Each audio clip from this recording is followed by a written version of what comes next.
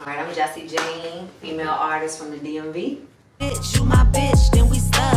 Keep this shit a buck and never play up on my trust. And that's what I do. I've been doing it ever since I was a little girl. I was probably about 8. And it's crazy. Y'all was just talking sports, but yeah, that's what my first rap was about the Redskins. Cause I was watch football and stuff. Big tomboy. So yeah, that's what I remember writing my first rap about the Redskins. Top 5, I would say Tupac, for sure. Big Tupac fan. I'm really like trap or die for real. I like, you know what I'm saying? I would say Lil Wayne. I like, you know, like I came up listening to Lil Wayne, BG, Tupac, Scarface. Like I listen to like, yeah. So I would say like the real deal artist.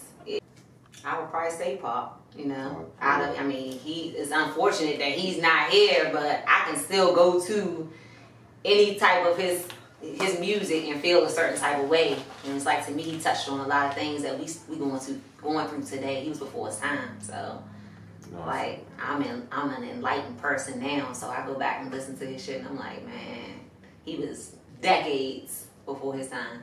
You don't feel what you feel different? Pac? Yeah, I like Pac. I love Pac. I love what he stood for. As far as a musician, though. I'm like, but if I'm the type of rapper though. For me, it's like if you listen to a lot of my music, it's about shit I've been through, life. I like rap with substance. So like, yeah, you can be lyrically, you know, like a Lil Wayne and Drake and all that shit, and that's cool. It's fun in the club, but that's not what I want to rap to. Honestly, it's never really been like that for me. No. It's been a hobby. It's been fun. I've been doing it since I was 8, and it's always just been, all right, I feel some type of way. I'm gonna might get up, just put a beat on, write a song, and then 2 hours later, I'm in the studio for 3-4 hours just going. And that was just like how y'all might play basketball or football or women go shop. That was the studio is where I just go and leave it. You know what I'm saying? So that's how it's always been for me. Like just creating and if all that came along with it is like cool, but it's been fun for me. That's it. I've been thinking about that. I've been thinking about that because I see where like rap music is going down with the females. So I feel like, yeah, we probably you're gonna need somebody like me rapping for some younger girls coming up. Because if not, they gonna be twerking and knowing how to, you know, give a mean ass blowjob out here in a minute. You know what I mean? So yeah, it's unfortunate. That's where we going. Yeah. So yeah, I be trying to put some more Lauryn Hills or something back out here. That's what we need. I was ready to say it's like it's not a particular lane for me because I feel like all my music just like tell us experience or a story or you know just like everybody else, but I put out trap and shit like Cardi and them and all that stuff too. I got music I put out like that too, but to me, I'm diverse. I know how to also write a song that can tell a little girl she can be whoever she want to be and shit like that too. To me, it's like they not too diverse out here no more. It's like it's one lane and it's strictly TikTok, dance, sex.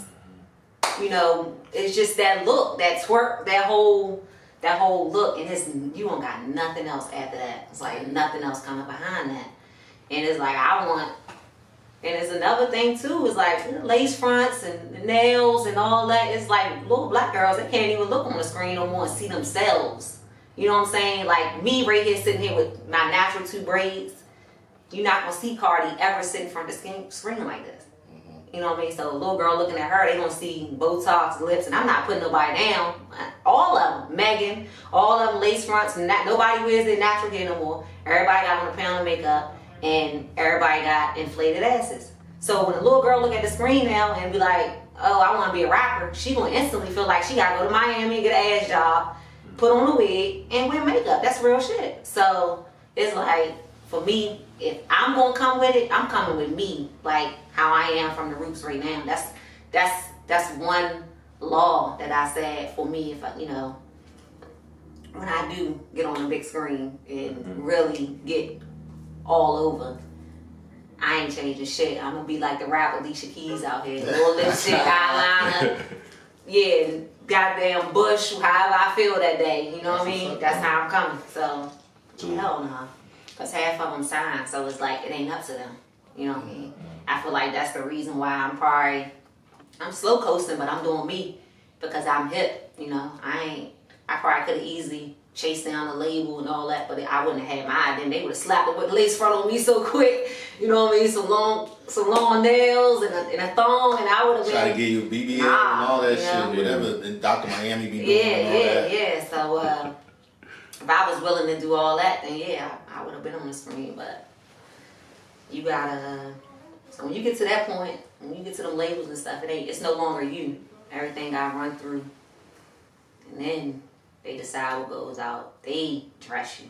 They send in the wardrobe. You know what I mean? It's like it's no longer you. Yeah, They'll never let you out here with the Negro braids. You know what I mean? Yeah. Like hell, that's not the look, Jessy. That's not it. That's not what we're going for. Yeah, you know, nothing wrong with none of them. Like you get that money. Like I'm happy. I'm so happy to see so many black artists and women.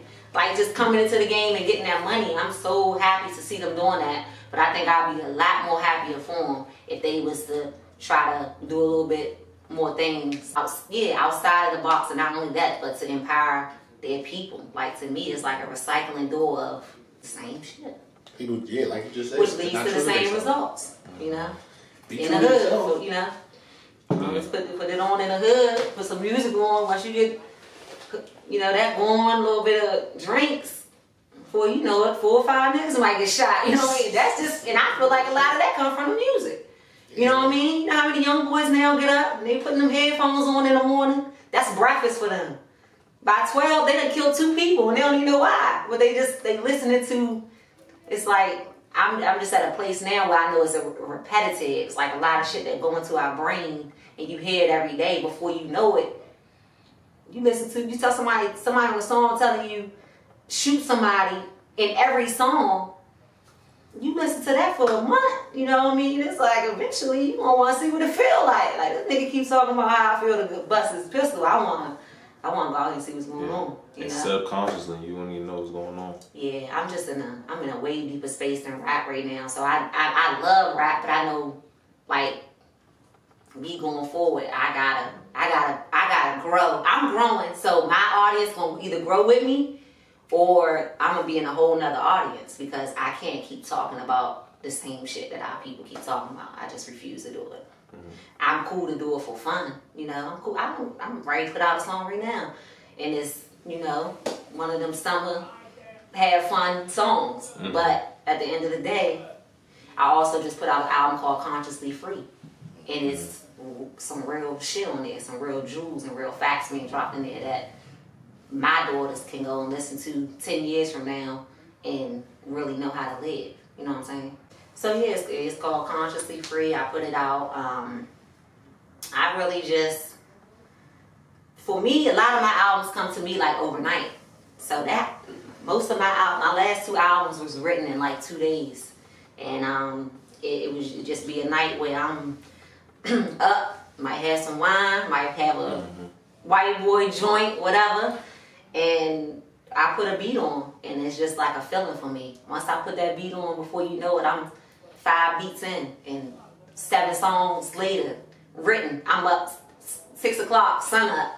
Everybody, you know, my kids sleep. I just got a beat on. It's 6, 7 o'clock in the morning. I haven't even been to sleep. Before you know it, I got 7, 8 songs. I done called the studio people. I done woke them up. I mean, I'm being there at 11. You know what I'm saying? I got an album ready to drop.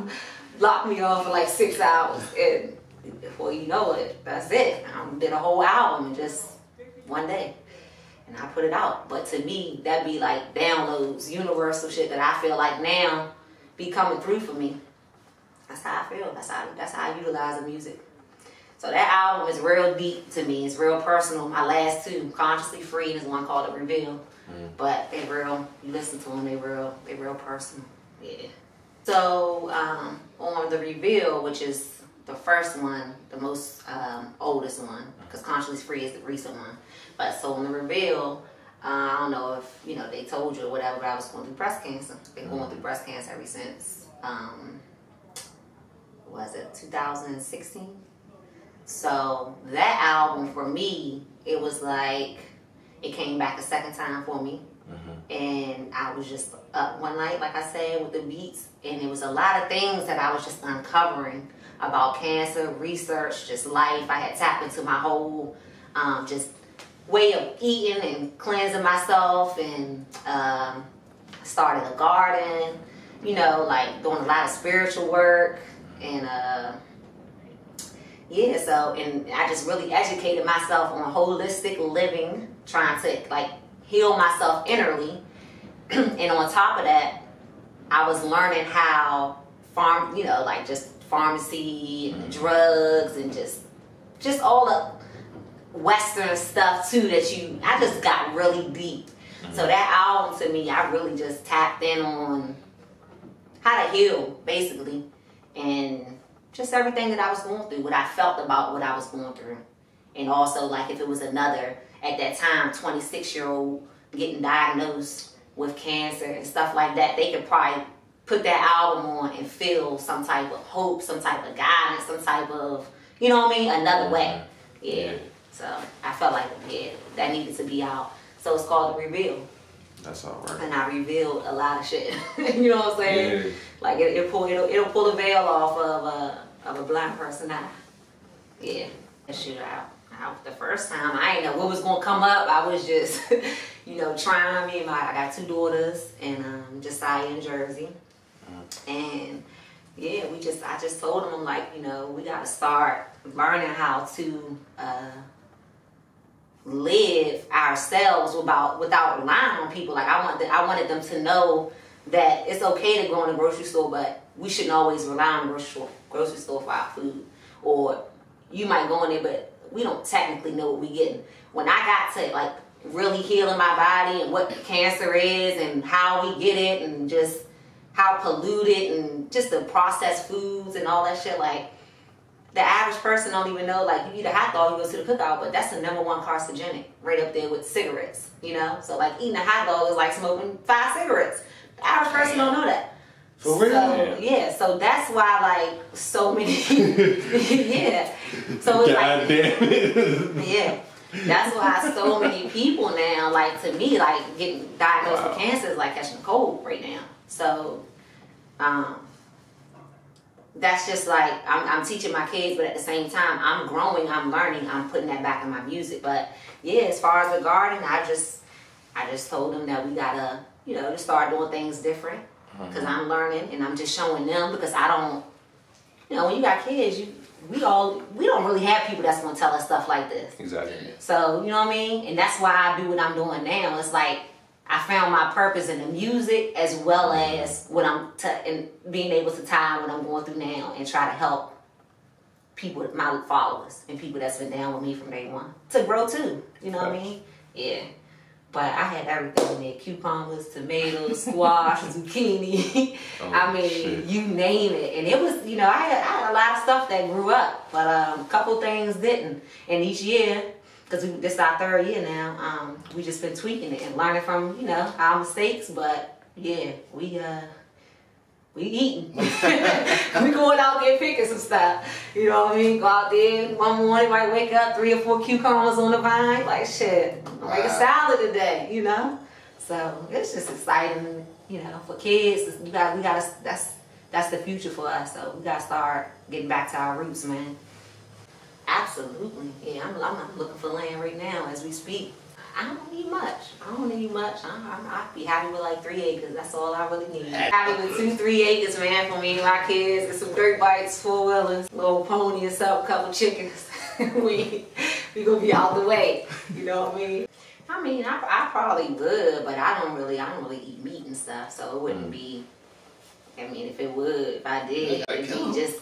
Man, I'm about to say you don't gotta kill them. Just be for them to be there, but I wouldn't mind. I wouldn't be against it. Yeah, so like highlights of my music career, I've done a lot of out of town shows. So I can say like I done been to Cali and did a show, South Carolina, North Carolina, Atlanta, New York, just all the surrounding East Coast, and now went over to West Coast, and So yeah, and even Mexico. So I done been a few places and did a couple things. I just shot a video in Saloon, November. Oh, shit. So yeah, that's on YouTube. It's almost at 100,000 views right now. So y'all need to run it up. It's called Hood Chick. So yeah, I just shot that, and yeah.